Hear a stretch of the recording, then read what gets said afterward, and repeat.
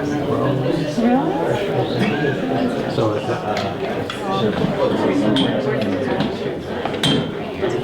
but not too many, but I mean, a couple Seems like it's just like church and school. Nobody wants the front row. Well, we were in the front row. You were. You got demoted to the second row now. I appreciate you. I told them you don't bite. Yeah. We'll see how the meeting goes. Well, I also told you to get your rabies shot. Oh, okay. All right, we're going to go ahead and get started, everyone. For those who don't know, I'm David Knabel. I'm the city administrator for City of Zion. I see a lot of new faces out there, it's fantastic. This beats my normal 4 to 6 that I have for these dollars and cents series. So appreciate you all coming out. Appreciate everyone who got the word out, invited somebody to come. I love seeing this. There's been a lot of buzz online about the CEJA grant and the funds and what that's going to do for our taxes.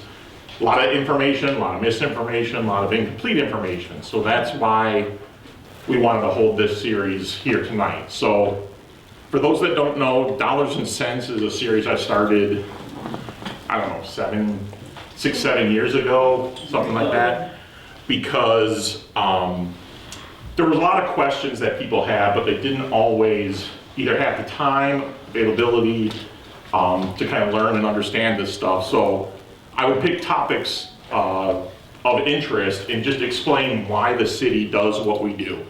I like to make sure there's always a reason for what we do, and if not, that's a problem.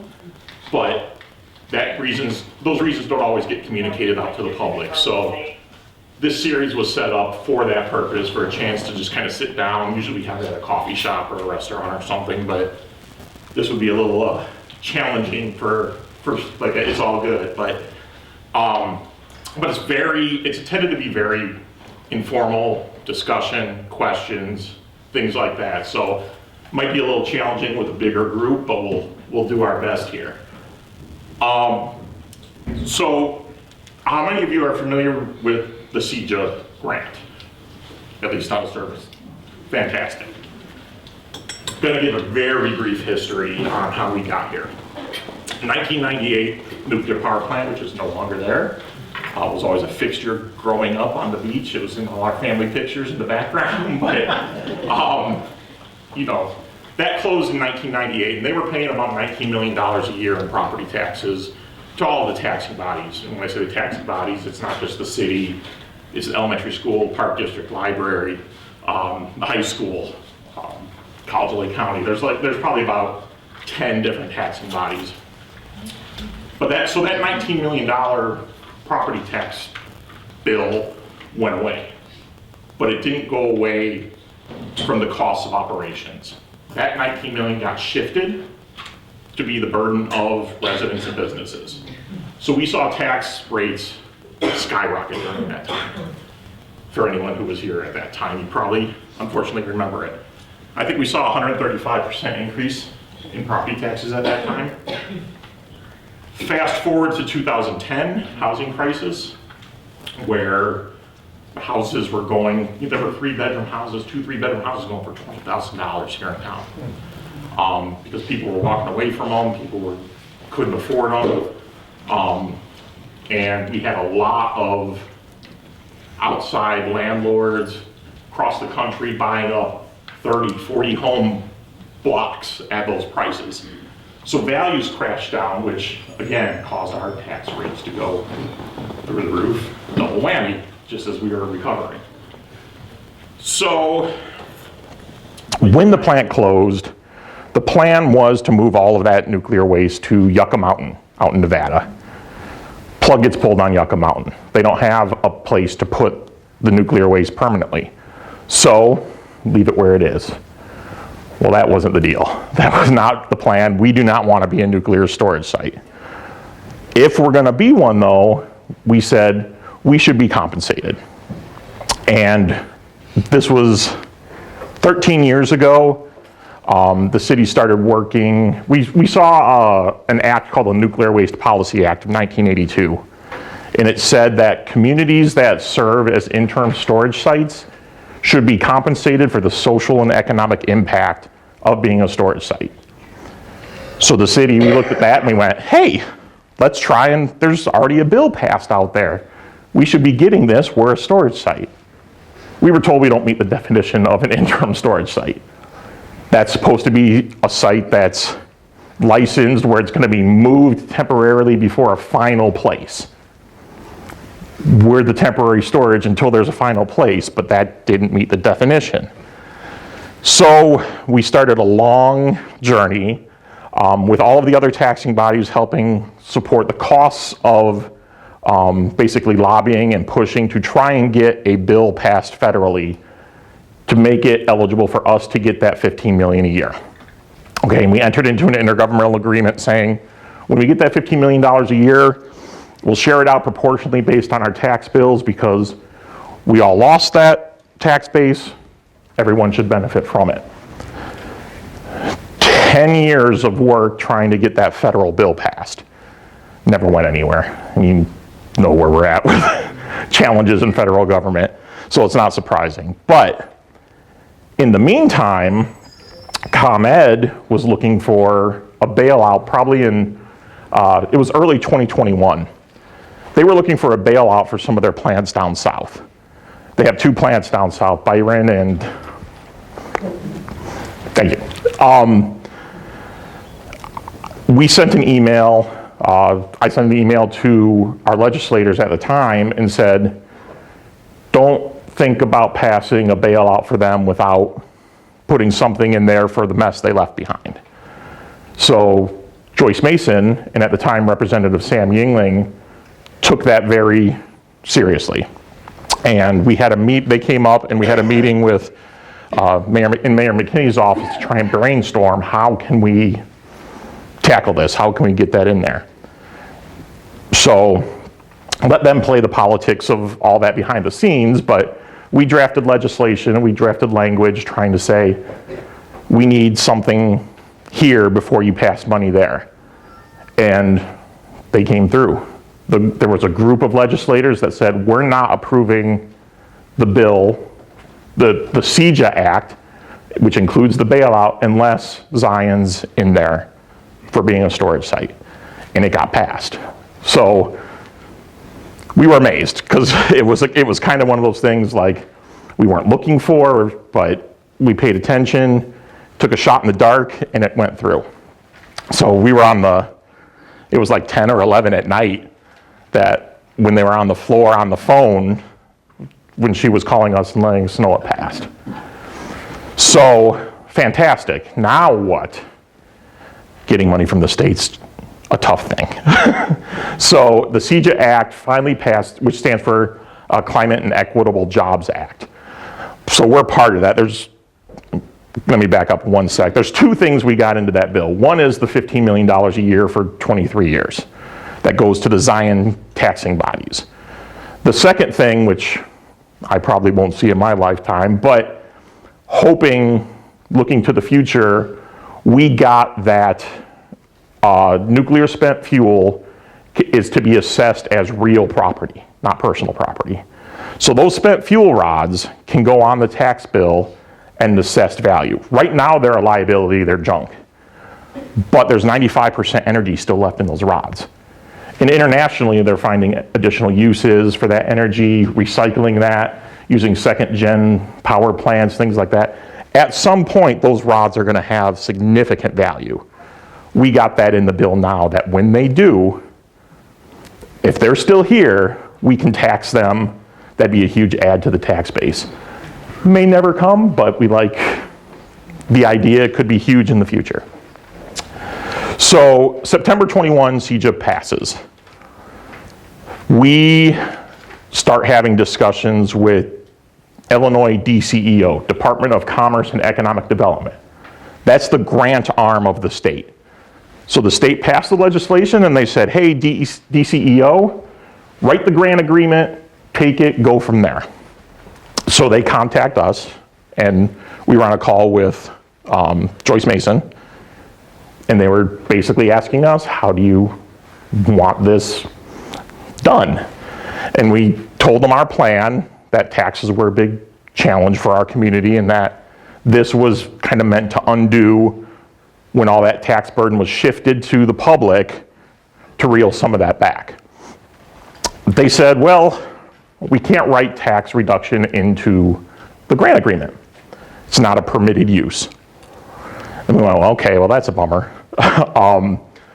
But they said it doesn't have to be new expenditures that you're using these funds for.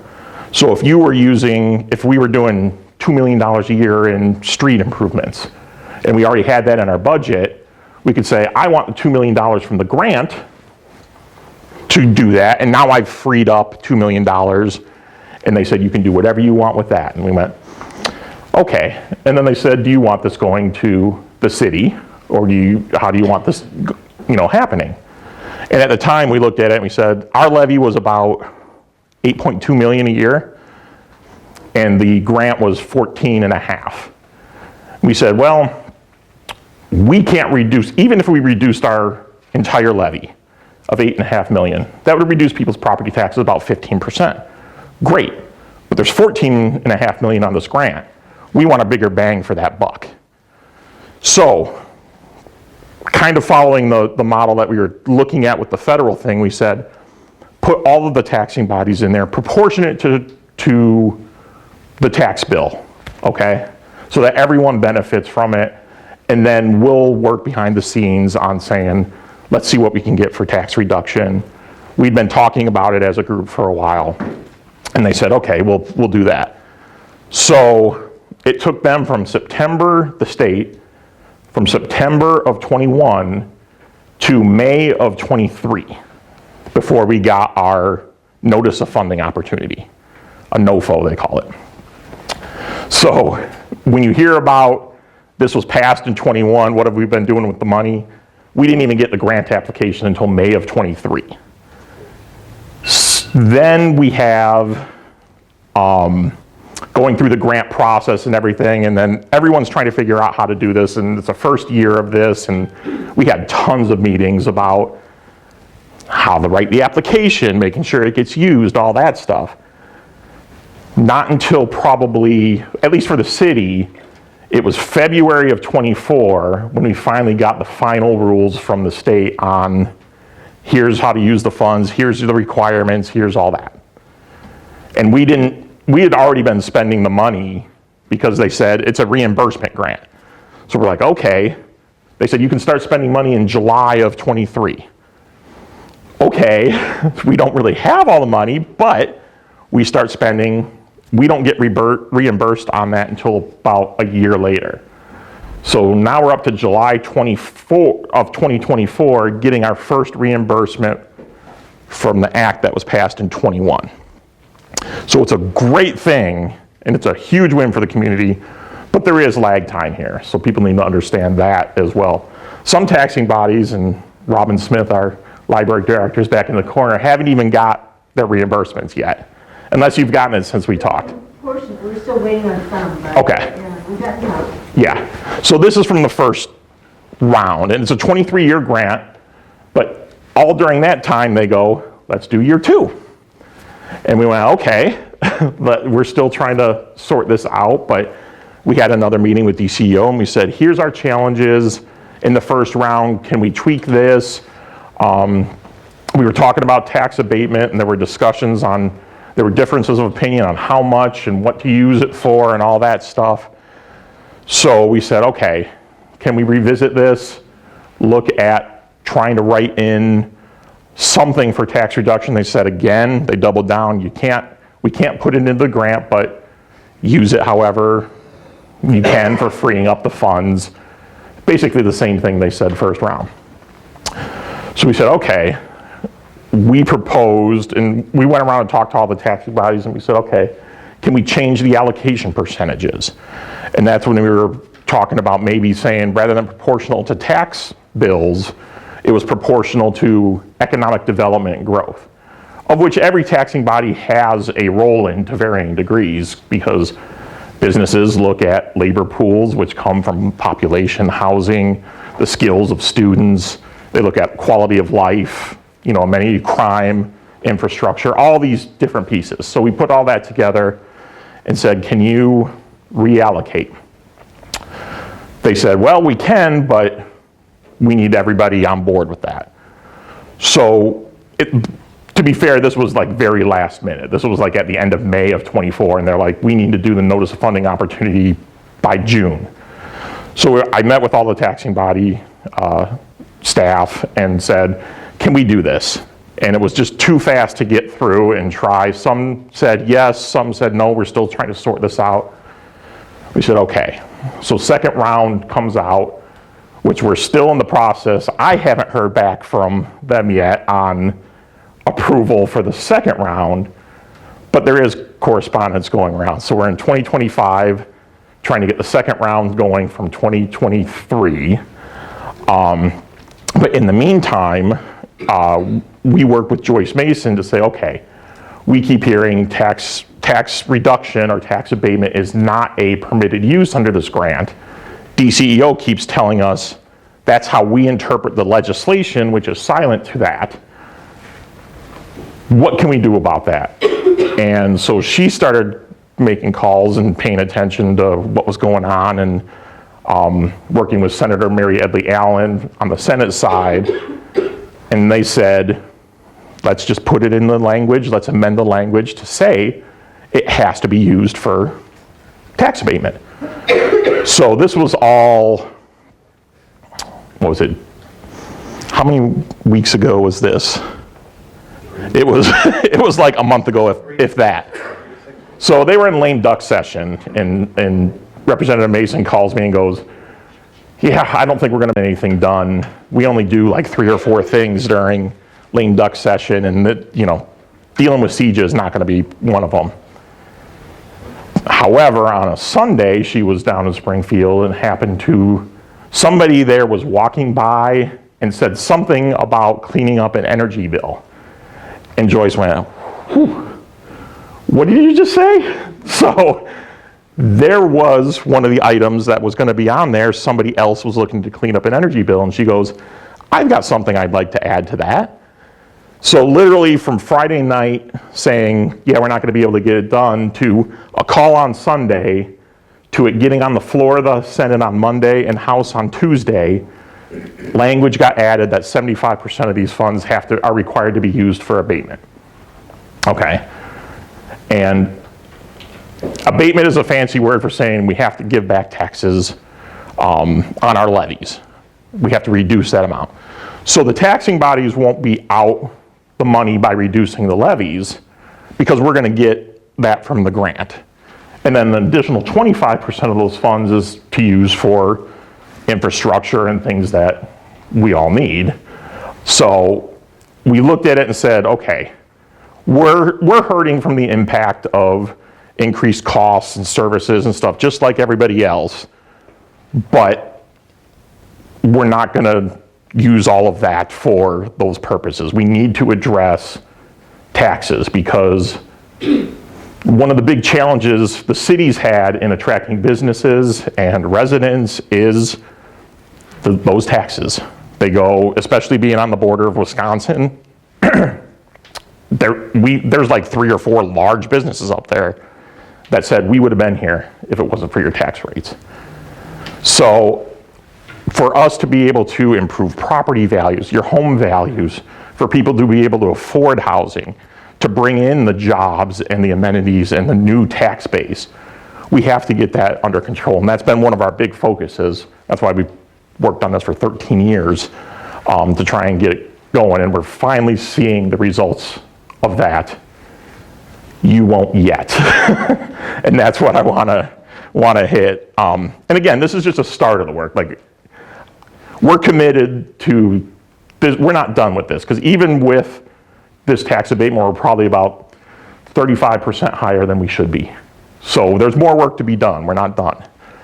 But the way taxes work is, now this got passed in January saying you have to use 75% for abatement. Now they're again figuring out how to write that into their grants and how that's going to work and how we're going to get the money, because we don't want to abate, not have the money, and then wait 2 years for the state to reimburse us. So we're working on that. But even if they said, here's the money, abate, we're gonna front load you this, which is what we're trying to work on. That would be on the December 25 levy, which you won't see until the tax bills that come out in 26. Okay, so that's the other piece I wanted to make sure we hit, is managing the expectations of this. It's not a, you got a grant, we get $15 million and a check's gonna go out to everybody. This is the tax levy process and how the tax bills work. It'll be going through that whole process. So it's gonna take time to see that, but there'll be about 10.8 million of abatement if all of the entities use the funding, apply for the funding, receive it, and do the 75% that's in the legislation. It'd be about $10.8 million of abatement, which for Zion proper, like Zion Elementary School District borders, could be about a 15 to 20% reduction in your taxes, which is huge. You know, if you're paying $5,000 in taxes a year, you know, you might be looking at $1,000 reduction. Yeah. So you had 2 rounds, give or take, where you got $15 million, give or take. Okay, that you have not been able to give us a tax break, which I totally understand. Okay.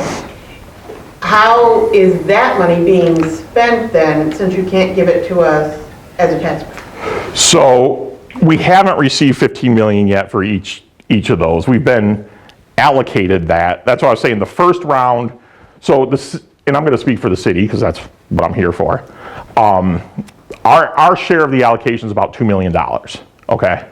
So the first year, the application we did was, we had construction, we had facilities, we had an engine, a fire engine, we were replacing a 20-year-old fire engine.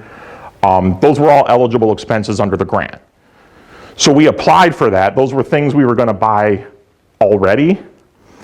So we applied for that. By the time it went through the process, we got $1.5 million of the 2 million so far from the state. And then what we just did in December was we said, we're gonna reduce, when we passed our levy, we're gonna reduce our levy $1 million. So we took 2/3 of what we had received and already reduced our levy. So that won't be effective until, you should see that part on the 2025 bills from the city. But we're only 15% of the tax bill. And that'll just, on average, you might see the city's portion go down like $80. You probably won't see it. And that's been another big part of this, is like, to make an impact, it has to be a collective effort. Then how was the rest of the money distributed on the first go-around? Based on the applications from each of those taxing bodies. Right, but did they take all the money? Was all the money spent? I don't watch their finances to know what they've spent it on, but they've applied for all the funds. Okay. Yes, so they've applied for all the funds for infrastructure improvements, facilities improvements. There was a construction project at the library that they did, that they utilized the funds for. The Park District did some stuff at the Leisure Center, and then the old Shiloh Center by the lagoon. And then some of the stuff, they used it for, I think, some of the matching funds on their park improvements. But again, like, we're still, the reimbursements from that first round are still trickling in. We haven't spent any money from the second round yet because we just applied for it this probably 3 or 4 months ago. So we don't have anything on the second round, but that's gonna be going for the city.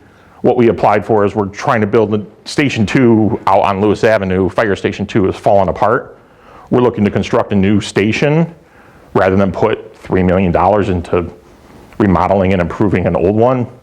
We had already budgeted for some of that, but if we can use the grant funds, then that frees it up. And again, we can look then, when we get that money, at reducing our levy.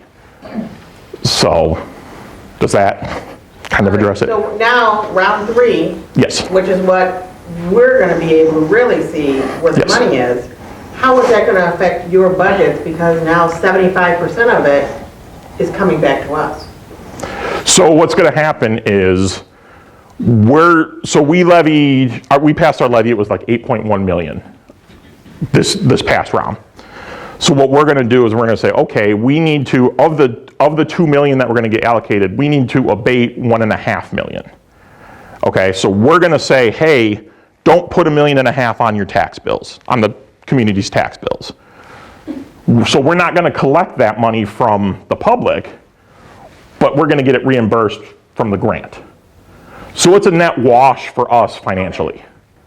And then the other 500,000 is what we have to say, facilities, equipment, infrastructure, the things that the grant, the eligible uses of the grant for that piece. So the plan is to use that funding to replace lost tax revenue to the taxing bodies that we're not collecting from the public anymore. So what happens after 23 years? Then, yeah. I don't know about the rest of your life. So the plan is reduce the taxes during this time so that we can attract businesses, so that we can become self-sufficient, grow our tax base, because we haven't been able to, because taxes are so high, we haven't been able to grow that tax base. It's actually it was dwindling there. Right. So if we build that tax base, as that funding goes away, we've replaced it with being able to be competitive on a level playing field. But the rods are gonna still be there. I don't have a magic 8 ball for what the federal wants to do with that. I've been Now, here since I've been 11, the rods Yeah. are gonna still be there. now the way we addressed this, and I don't know if any of you saw it, but there was a COPS community group did an interview with us, and I think they asked that question, and Joyce Mason was there at the time, and she's talked with some of the legislators, and again, she can only speak for herself. She doesn't know who's gonna be in those chairs in the future, but they agree that the way the language is written is it's not a sunset date. Okay. CEJA itself, the Climate Equitable Jobs Act, has a 23-year period. However, it's written in the language that we will receive these funds as long as the rods remain there. So that's gonna be a fight for whoever. If they say, yes, we're not doing this funding anymore because it's sunsetted, that'll have to be a fight to say, no, that's not what the language means, or they'll have to renew it or extend it or whatever. So, just a second, Kathy, we had. So simply put, we won't see anything on our tax bill till 26 for the 25 bills. Either our bills will stay the same, hopefully, or go down, but we won't see a benefit of this until 26 when the 25 bills come out. Is that correct? Yeah, the bills that you get in 26, that'll be due in June and September of 26 will reflect the recent language change. Okay. All right? Yeah. Kathy? Where is this perpetual language written? It's in the CEJA Act. It's in the amended language that we have in there. Okay, so the new bill has it. Yeah, the old bill had it too. The old bill, the only thing that changed in the new bill is the 75% for abatement. But in the original language, it did say that we'll continue to receive the funds until the federal compensates us. So if the feds come through and compensate us, the state goes away. So whatever we receive from Fed goes against that 15 million from the state, or the rods no longer are here. So that was the language in the bill as it relates to that. Mary Lou? So if the Fed would see, let's say we're saying 15, so if the Fed would only do 10, would the state still give us the other 5? Yes, yes. So the plan, the intent was to make us whole, but not double dip. So. What happens if they move the rods? Will we lose the funding? Yes. Yeah. But So we lose the 7 right away? or- I'm fine, we'll figure it out. I'd rather not have the rods here. So we're not gonna get reimbursed for we've had them in the Correct, past? correct. Okay. Yeah, it's just going forward. Yeah, they're not gonna move the rods, but. Yeah, nobody's gonna, they were dealing with Yucca Mountain for 50 years before they pulled the plug, and I spoke on a panel for the Nuclear Energy Institute, and the secretary of the Department of Energy at the time was there, and they said, we're not even looking at permanent solutions right now. So it took them 50 years to look and pull the plug on Yucca Mountain. and they're saying they're not even starting to look. They're looking at potential interim places, but that's a whole nother fight, and that's a whole nother story. But Since this moves glacially, would it be possible to put something on probably the finance page on the city website that's just a little recap? You know, this was applied for, this much is approved, this is when you'll see it. So folks could pull it up and say, oh, they applied for 2 million, they got the 2 million, and you know, just a little chart of something so folks can call and just kind of look at it and update it then as it, you know. my plan was to put together like an FAQ page on it, but I wanted to know what the FAQs were, so that's what you're all my guinea pigs on this tonight to find out what, because I've been so in this for so long, like things that I've lost sight of what the general questions might be because I've been lost in the details. So this is very helpful. Yeah, Kathy. Yes, where are the CJA funds coming from? Is this state money? It's just state money. Not coming from federal? It's not passed through.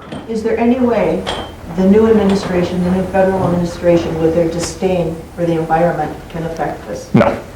This is a state appropriation as part of their annual budget and only from state funds. Any other questions? I know I threw a lot at you there. When I read the surrounding bodies, would the harbor or beach park manager taxes be affected? Good point. I started touching on that and then got sidetracked. Something shiny. But, so Zion Elementary School boundary, so if Zion Elementary School is on your tax bill, those boundaries will see the biggest, the 15 to 20%. Beach Park Elementary School, which is basically west of Lewis, you'll probably see a 10% reduction, and then surrounding areas, Wadsworth, Winthrop Harbor, Beach Park, because of the Zion Benton Township, or the library and the high school, probably a 3 to 5% on those.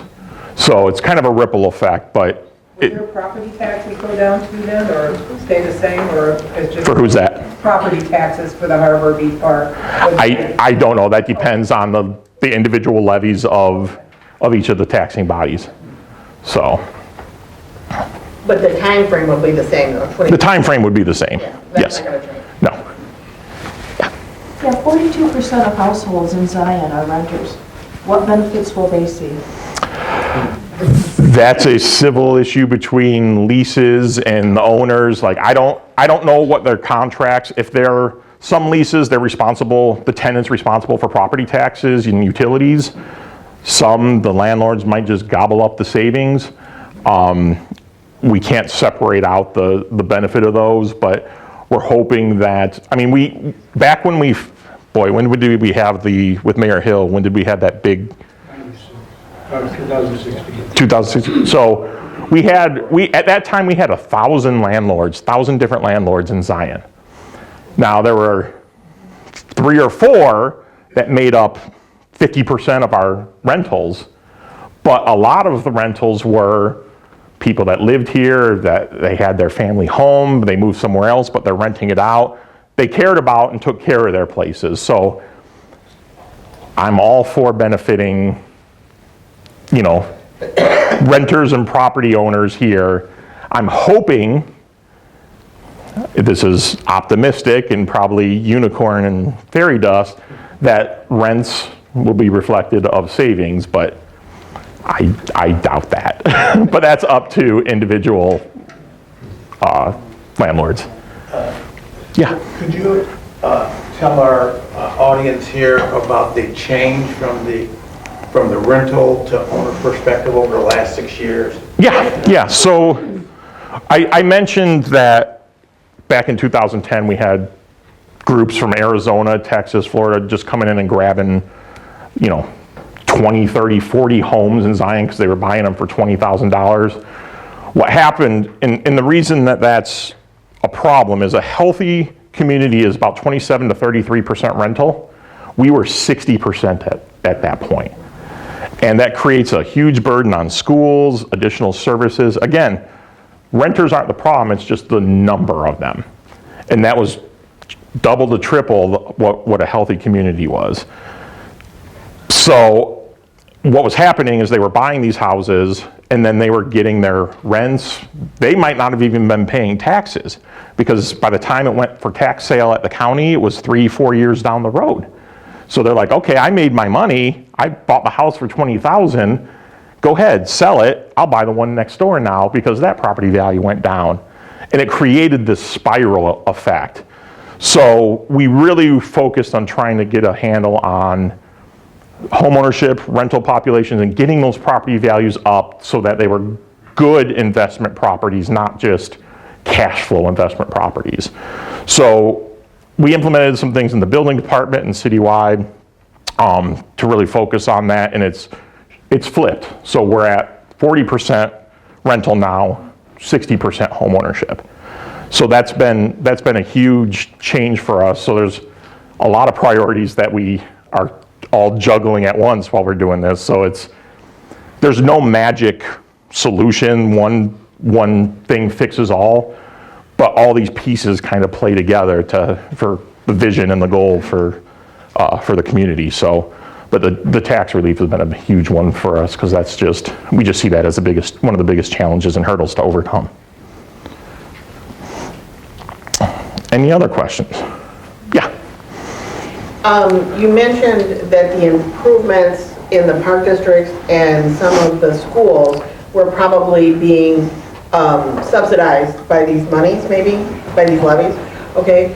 Which is great. But I was wondering, who controls, this is a personal thing, the bike paths? Because I would like to see improvements on the bike paths, because they haven't been improved upon in years. Yeah, and that's the county. I know you've been working with them a lot on that, but so my goal on this piece now is because while we focus on the big 6 local taxing bodies, Lake County, Forest Preserve, the Mosquito Abatement District, like they're all on there and they're all eligible for allocations from this funding too.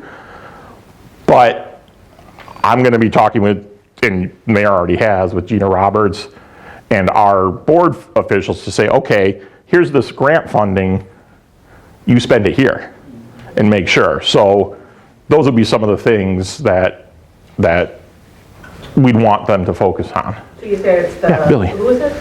Who handles that? The Lake County, the Lake County? The Lake Yeah. County bike path along Galilee. I've been working on one of the county commissions.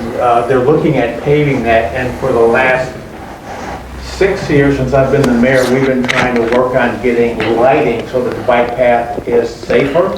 Yeah. So that it's shoveled during winter so people can enjoy their walks out.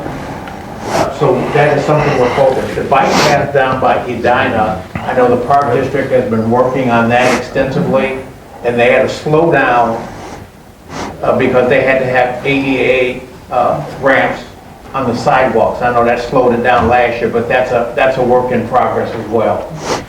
Would Illinois Beach State Park also be able to take advantage of this grant? They're not listed on that. It's a state. Yeah. You know, they're not a local property taxing body. Hey Dave, I want to ask one question. Yeah. We've talked a lot about percentages, we've talked a lot about abatements, and what the impact is to the citizen. Would you mind kind of lining out what abatement means, what extension means, what levy? Oh boy. I know it's a lot, that's Yeah. kind of a loaded question, but you know, there's a lot of confusion when it comes to these terms, and this discussion sometimes gets overshadowed, and I think it's really important. Yeah, no, I agree. It's very important. And when I was doing the dollars and cents, talking about tax levies and how they work was specifically one of the topics I did. So there's a video out there, I think George actually recorded that one, but on the last dollars and cents I did, it was an hour and a half almost discussion of how taxes and abatements work. So it is a loaded question because I'm not going to keep you all here for an hour and a half, but you hear words levy, abatement, extension, 30,000 foot view. Levy is the amount of money that each taxing body asks for, okay? Abatement says, I'm going to hold the place of what I ask for because I might need that down the road, but I'm not going to collect it all this year, okay? and then the extension is what actually gets collected from the people. So I equate it, and I don't even know if people go to Kohl's anymore and stuff, but you used to go to Kohl's and to be like, hey, this purse was 50% off, I saved $50. No, you spent half of the amount. That $50 off is the abatement. They're saying, we would like to sell this for $100, we're doing 50% off, and we're selling it for $50. The $50 you pay is the extension, the $50 off is the abatement, the $100 that they want for the sales price is the levy. If that kind of, it's a lot more complicated than that. There's P-TEL, tax caps, rate caps, all kinds of stuff. But that's, yeah. It's hard to summarize up, but there's videos out there, and pay attention because I'll probably be doing another on how tax levies work, dollars and cents session, so. Yeah. Yes, earlier you mentioned that you think, you believe economic development belongs to all taxing bodies. And I have to agree with you. I think we should all participate. What recommendations do you have for the schools for economic development?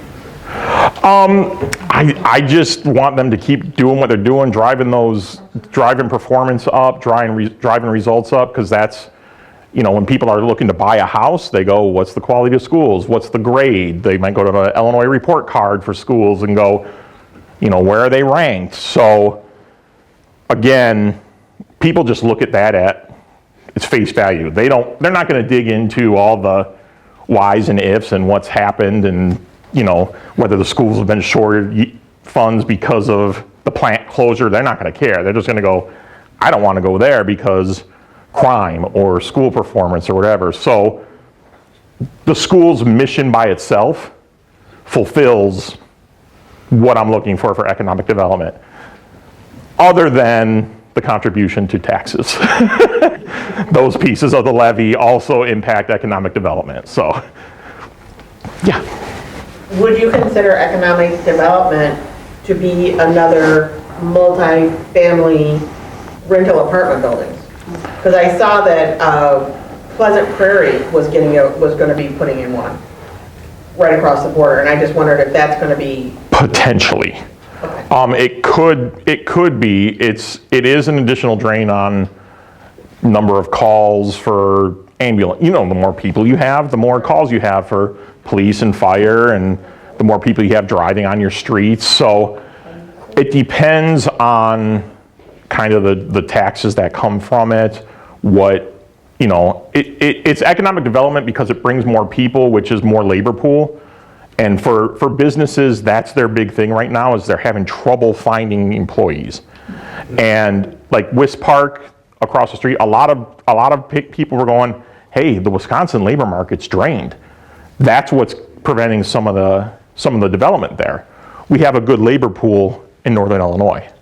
So that is where we have a little bit of an advantage, even though the taxes are higher. But we need it. So that's where economic development for housing and things comes in, is labor pool. It's also daytime populations and nighttime populations for restaurants when they decide where they want to go. So it does have an impact, and I'm not going to go too much. Colette could do a nice explanation, our township assessor, but there's been some laws changing on the types of rental housing too, and what those contribute to the property tax base, which is not making it as attractive for affordable housing developments, for taxing bodies, because they're getting big property tax breaks now, and it's like, okay, we're taking on all the additional services and demands, and we're not getting the property taxes, but there's still other benefits to that. Probably more than you wanted to know, but. So that's not what you're looking for? No, we're looking for industrial is the ideal, because it doesn't have, it's tax base that brings jobs that are gonna shop at our stores, fill up on gas, bring in sales taxes, but not place burdens on the parks, schools, things like that. So it's additional revenue with a minimal impact on services. Question on taxes. Don't we have a hospital here that is for profit? What do we get from City of Hope? I don't mind my flat, my tires, I've used it. But I don't understand why we have for-profit, same like Vista, which has a real problem. What are we getting from City of Hope, except people coming here, there's limited stores, they do stay at their housing, pay very cheaply to stay at that housing next to the chiropractor. What are we getting from it, except they go to All Good? They go to other, I mean, what are we Well, tax-wise? and tax-wise, property tax-wise, we get about 4.8 million a year collectively. I thought Yeah. they were for-profit. They're in the process of trying to go for a nonprofit Oh, okay, I right didn't know now. that, thank you. So, yeah, but we've been contesting that and fighting that and Right. succeeding at that for now, but we're working with them on that. No, why? Yeah. Mary Lou? When you talk, can you explain what's included when you talk infrastructure? Yeah, that's a good point, because that's just kind of a catch-all term, but when we talk infrastructure, I mean, for the city, it's the stuff you don't see, the 100 miles of water mains and sanitary lines buried in the ground. It's the streets, it's the curbs, it's the sidewalks, but then it's also our facilities. So infrastructure for schools is, their facilities are their largest asset, and that's where they provide all their services. So when we talk infrastructure, it's really brick and mortar type, tangible equipment. Sometimes can be included in there depending on who you're asking on the definition. But it's really just all the fixtures, you know, the brick and mortar type fixtures that are all throughout the community. Public facilities. Does that make sense? Yeah. That is a really great question, and I was just talking to Commissioner Frierson about this when we started talking about infrastructure, and when we're talking about the buildings and things that we need to improve our community, I said this, one of the most important infrastructure needs that we have and that we have available is our residents. To see people here asking these important questions about the community, without you as part of that infrastructure, we don't operate. We do not exist. So your input, your attendance, and having the knowledge of what we're doing, all of us, is what makes our city the city that we want it to be, not the city that people think it is. So you're all a part of I think the most crucial part of our infrastructure, because if the things that we're all doing, the taxing bodies, if we don't have the service and resources that you need to feel comfortable here, you're probably going to be less inclined to shop here and stay and do things and buy a home. And that has changed over the last 6 years. And I said this when I was a commissioner of the building and zoning. Our biggest change we had to make was in our property values, because the property values were going up so highly in Wisconsin. Now you look at the real estate market here in Hudson, improve not only the percentage from rentals to homeowners, but if you sell a house in Zion, if you own a house in Zion now, your property values have gone up because they see attainable, affordable houses here in Zion that they can't buy in Wisconsin now. So we're all a part of the solution to having successful and strong infrastructure in our city. And to that point, that was one of the things that we wanted to make sure we got across. When one of our big frustrations is everyone goes, the city, the city, the city, the city, fix it, fix it, fix it. We own what we're responsible for, what our mission is. We do some of the things that aren't even within that window, but we look at it, we go, there's 120 employees, give or take, at the city of Zion, but there's 25,000 residents. If improvement's going to happen in the community, we can't make that improvement as strongly as the public can.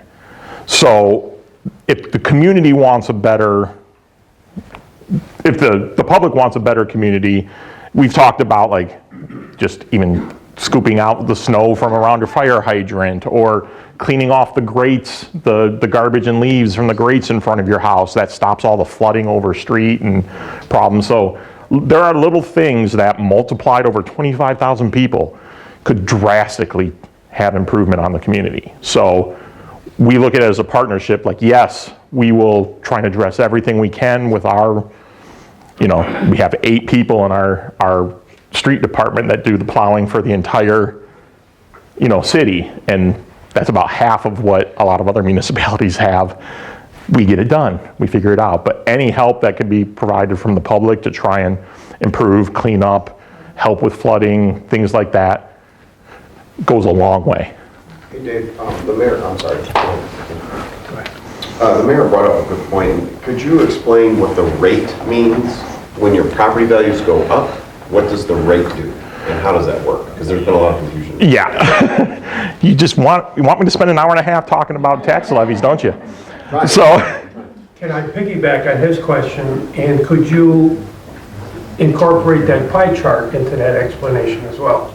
yeah. So what Chris is referring to is out in the lobby, there's a pie chart of, the federal government used to have a graph that was like a dollar bill, and it said how much of each of your dollars goes towards defense, towards education, towards all that stuff. So we have out there the breakdown of the tax bill and the percentages that go to the different entities, so that and again, we all work with each other really well, and we're happy to refer questions out and things like that. But we'll get questions about park issues or school issues, and it's like, well, we have to do some education, and go, that's a completely separate entity. Some people come from places where it's all under the city, so it's understandable. But here, that tax bill gets divvied up to each of the entities for their services. It doesn't all just come here. So that was more of an educational aid out there for the public. What Chief Barden was referring to is a tax rate, because a lot of times you'll hear our rate goes up, our rate goes down. The tax levy formula, it's a 3-part piece. So the levy, like I said, is what we say, we'd love to have this. We ask for $1 million on our levy. To get that, there's all the assessed value of all the property in Zion, which the assessor handles. She doesn't set the values, but it's based on market and what properties are going for. So that value times what percentage gets us $1 million. Okay, so the only thing we have control over is what we ask for, that levy.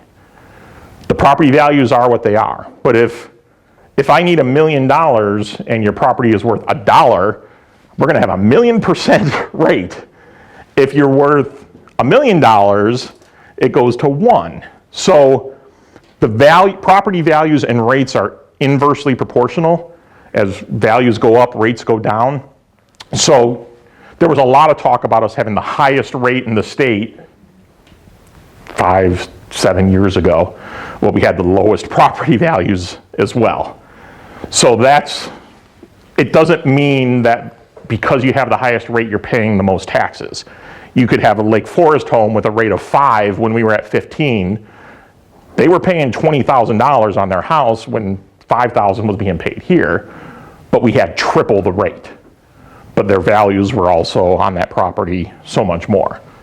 And that was a big part of the problem, is that you don't want to have a house where your rate's 20% and basically pay for your house in 5 years because the rate's so high. You want a good tax to value amount, and it's probably more than you want to know, but rates going up and down is not something that taxing bodies control. The only thing we control is the levy.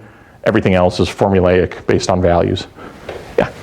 You might not be able to answer this, but if you are on a senior freeze for the taxes, will they be seeing a decrease in their taxes, or is that going to really take precedence over the discount? That's a good question. I'm going to have to run the formula and see how the priority of that happens. I would think they would see a benefit because it's the amount that we collect from everyone. It just might proportionately not be as high, but they should see a benefit. Because if we were trying to get a piece of that $1 million we're asking for, and everyone's paying a higher chunk, but you have a senior freeze paying for this piece, it should all go down. It just might not be as big of a a decrease. But we should still be collecting less from them on that. What about if you're selling your house after these start coming through, our tax assessments, usually your taxes go up when you're selling the new people. They're still gonna be getting the 20s, how are they gonna figure that out? Or you don't have to know that if you don't. That's more of an assessment and valuation issue versus like a levy and rate issue. Okay. So, Kathy, Yeah, you mentioned the population of 25,000. just short. So we haven't quite made home rule status. We have not. We're 24,600. At 25,000, you get in the state what's called home rule authority. So we exist at the will of the state. Like we get all of our authority from the state. So they say, this is what City of Zion, this is what you can and can't do. When you hit 25,000, you go to home rule and they say, and it switches to basically do whatever you want except these things we say you can't do. So a lot of home rule communities have additional authority for sales taxes, for housing authorities, crime-free housing ordinances, things like that, that we don't have those tools in our toolbox because we're at 24,600. I still think we're over that, but the census, they admitted that they were 3% undercounted in the area, which would have put us at 25.5, but then they're also saying wait till 2030 to fix it. So. Kathy, that's a great question, and one of the things that a lot of the mayors are doing in the state, I'm on the Illinois Municipal League Board, and we're trying to get the population lower. It's been one of the initiatives for the last 2 years to get the population lower for home rule to be able to benefit cities that are right at the threshold of home rule. And also, we're working really hard to get the local government distributed fund increased. It was at 10%, and they reduced it down to 5, and now it's around 8.2. And we've been fighting with with the governor's office to try to get that local government distributive fund back up to 10% because Lake County pays more taxes, property taxes. That's income taxes, sales taxes, all of that. Yeah. So that's something that we've been working on behind the scenes with Governor Pritzker's office since I've been in office, and it's been I'd say kind of a contentious issue, but we're continuing to push it. We only have a few more minutes left for the scheduled time. Obviously, I'm willing to stay later for anyone who wants to, but catch you first. From the ZBCOPS meeting, there's a really good question about the abatement. And why not abate 100%? I know you had an answer, but why not abate 100 instead of 75? So the real answer is we've been hit by the costs and the increases as well and haven't been able to keep up with that. We've seen 60% increases in the cost of concrete, street projects. So if we were able to do a mile of street resurfacing before, now we can only do half a mile for the same dollars. So everyone's being hit with the economy. The taxing bodies are no different. So that piece gets us a little bit to work with on catching up with the infrastructure, with the facilities, the deferred maintenance, we call it, that we haven't, to make our budgets fit. A lot of times we go, well, we can wait another year on that street, or we can. So this is, let's get the majority of it as relief to the public, but also we need to make sure that we take care of what we need to continue to provide services to the public so that we're not in a situation 10 years down the road where we have to keep hiking up things or have big revenue gaps that we have to fit. Kathy? Yeah, I'd just like to say thank you to you collectively for all of your hard work on CJ. Thank you. And I really enjoy your dollars and cents sessions, and I'm glad you're bringing them back. Yes. Yeah, I'll throw a plug out there. Keep an eye on Facebook and our website for future ones. I try to do one every 3 months or so, but depending on my schedule, it might get pushed a little more than that, but George? Just a FYI, we talked about the first dollars and cents that we were involved with. It was after the mayor and Dave and Representative Mason and Chris and Larry and Roger. We all went to the school to address the issues at that time. and then subsequent to that, we did the first dollars and cents.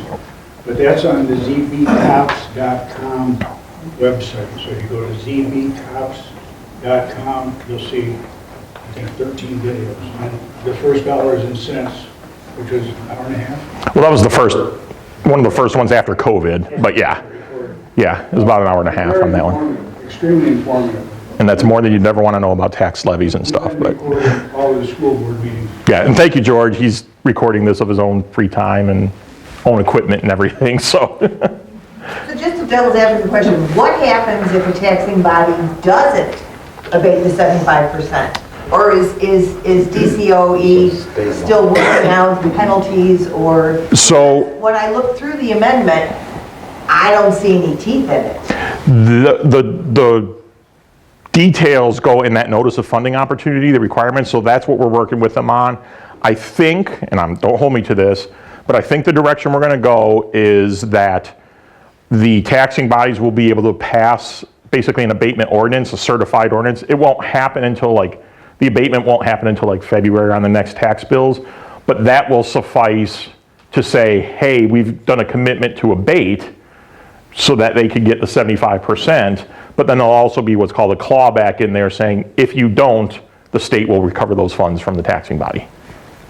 I think that's the direction we're gonna go, that everyone's kind of going, okay, that addresses the risks for everyone. Roger. David, I want to commend the city of Zion for stepping up and giving back that $1 million abatement. That was from, what, the previous 2 years of collection? Well, it was the first year of collections. First year. We haven't got any in the second. Only collecting 15% on that chart out there. You're giving back $1 million. So if we get the schools to step up and do the high road thing you guys have done, it'll make a big difference. So let's just hope that the schools stand up for that. I think they will. I think they will. There's been good discussions with them.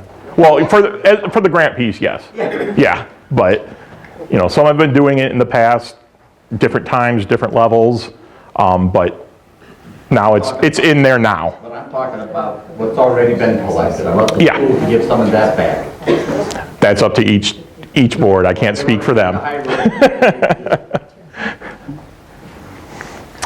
Any other questions before we're over time here, and I want to be respectful of that, but I'm available for anyone, even after, if you have questions. And Do we still get coffee? well, let's see. There's a Dunkin' Donuts down the road, and thank you again, everyone. Really appreciate you coming out. And